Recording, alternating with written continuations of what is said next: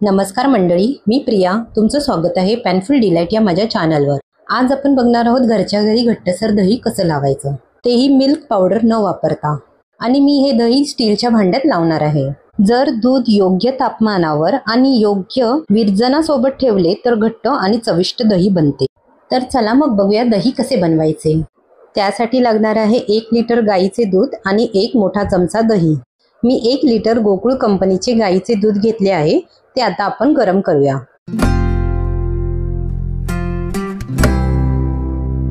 हे दूध आता गरम होत आहे.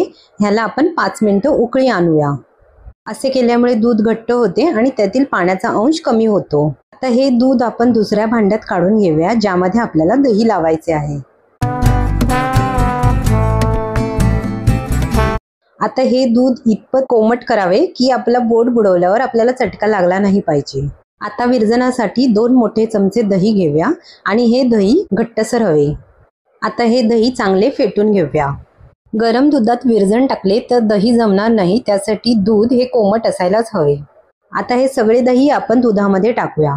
दही तयार होतं सूक्ष्मजंतूंच्या म्हणजेच बॅक्टेरियाच्या मदतीने. हे बॅक्टेरिया दुधातले साखर खाऊन लॅक्टिक ॲसिड तयार करतात. या ॲसिडमुळे दुधातील प्रोटीन दाट होतात आणि दही तयार होते. आता हे दूध चांगले ढवळून घेऊया. दूध जास्त ढवळू नका, त्यामुळे दही पातळ होते. आता यावर झाकण ठेवूया आणि हे दूध 6 ते 8 तासांसाठी एका उबदार जागी ठेवूया. थंडी असेल तर टॉवेल किंवा ओढणीने झाकून ठेवा. 8 तासानंतर आपले दही तयार झाले आहे.